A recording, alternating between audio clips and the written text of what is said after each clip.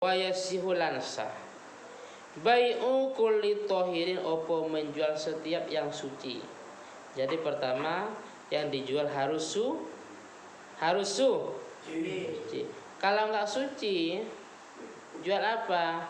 Jual darah yang nggak sah, tidak sah. Jual apa? Jual pupuk nggak sah.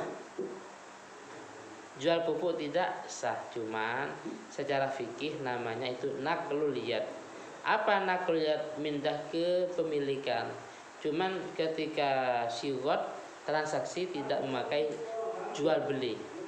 Dalam mazhab Syafi'i, kalau barang itu tidak suci atau najis, sepakat tidak sah dengan bahasa jual beli.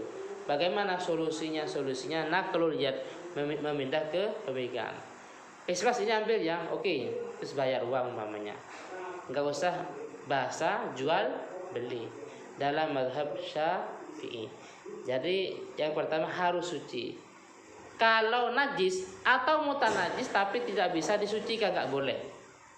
Paham ya? Atau mutanajis tapi nggak bisa disucikan. Apa contohnya? Minyak goreng. Minyak goreng terus kejatuhan bangkai tikus, sulit untuk disucikan, ya tidak boleh dijual ya. Paham ya? Kalau sekiranya sulit untuk disucikan, tidak boleh dijual. Yang kedua, muntafa'in bih, bermanfaat.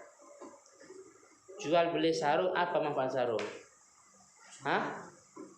Menutupi beras, apa manfaatnya? Makanan pokok, bisa kenyang ya, karena kenyang bisa ngaji dan seterusnya. Baju, apa manfaatnya? Rokok, menutupi manfaat itu ada kalanya secara waktu itu, ada kalanya harapan besar.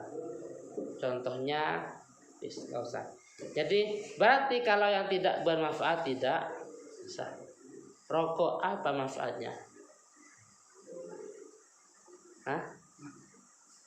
Mosok nikmat. Rokok, apa manfaatnya?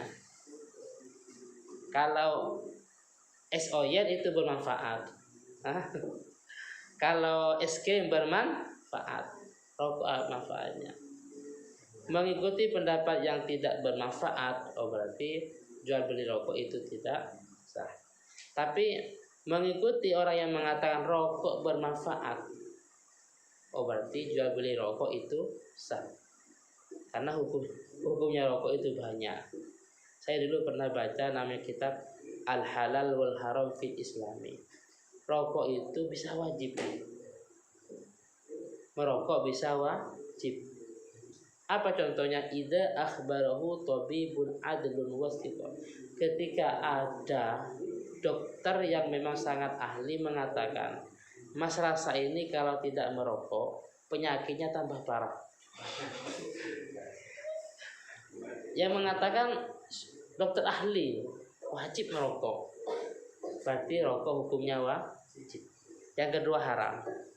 Contohnya pertama santri atau siswa punya uang ini oleh orang tuanya, memang uang ini digunakan untuk bayar SPP, untuk kebutuhan pondok dan seterusnya.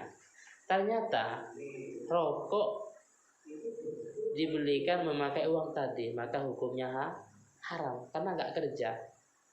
Uang itu memang dari orang tuanya untuk kebutuhan pondok atau SPP. Atau seperti ini, pasangan suami istri. Suami punya uang 10.000, anggaplah 20.000. 20.000. Di hari Senin dia nggak punya uang, adanya 20.000. Ini ada dua pilihan. Kalau dia beli rokok, otomatis tidak bisa memberi nafkah istrinya. Kalau dia memberi nafkah istrinya, otomatis tidak bisa beli rokok. Akhirnya uang yang cuman punya 20.000 digunakan membeli rokok. Itu hukumnya haram. Karena memang kebutuhan tidak terpenuhi. Paham ya? Jadi banyak.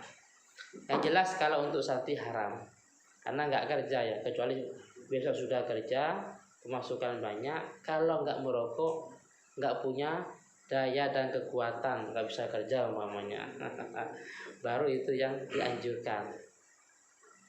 Tapi saya juga nggak merokok ya.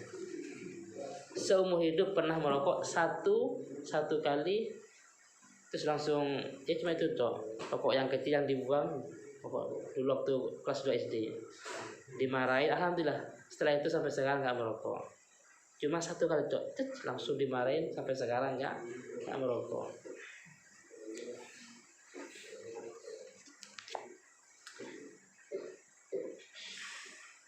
Terus jual beli mercon menjelang Idul Fitri, Idul Adha. Apa manfaatnya? Kalau itu dianggap sebuah manfaat, bisa menyenangkan, membahagiakan karena edisi momen-momen tertentu, berarti boleh. Tapi kalau memang dianggap tidak bermanfaat, berarti tidak boleh. Terserah, kalau itu dianggap manfaat boleh, wa illa fala. Kalau tidak manfaat berarti tidak boleh. Itulah fikih. Jadi fikih itu hukum bisa berubah. Paham ya? Fikih itu bisa berubah. Tidak pasti gini enggak. Terserah dari kebutuhan. Selanjutnya mamlukin, milik sendiri. Milik sendiri atau kita sudah mendapat mandat seperti karyawan. Berarti menjual punya orang lain hasil rampok, hasil curian, dan seterusnya, hasil wasop dijual, ya nggak boleh, nggak sah. Bukan cuma sekedar nggak boleh, tidak sah. Kenapa? Karena yang dijual bukan milik sendiri. Jadi harus milik sendiri atau kita sudah mendapat mandat. Contoh di karyawan-karyawan yang di Indomaret itu punya mereka bukan kan? Mereka karyawan. Tapi mereka sudah namanya hakul wilayah, sudah mempunyai wilayah kekuasaan untuk menjual karena sudah mendapat mandat dari atasannya. Paham ya? Terus selanjutnya ini kalau dalam Fathul Qoribnya ada tambahannya, selain suci, milik sendiri, bermanfaat, bisa diserah terimakan. Berarti menjual bai'ut ta'ir fil hawa la yasih, menjual burung yang ada di atas awan-awan. Ben, ayo, saya jual berapa? 10.000. Burungnya sedang terbang, muter-muter, nggak boleh. Atau bai'us samak fil birka, menjual ikan yang ada di kolam, itu tangkap di sungai umpamanya, nggak boleh ya. Harus bisa serah terimakan. Wis wa yasihulan sah.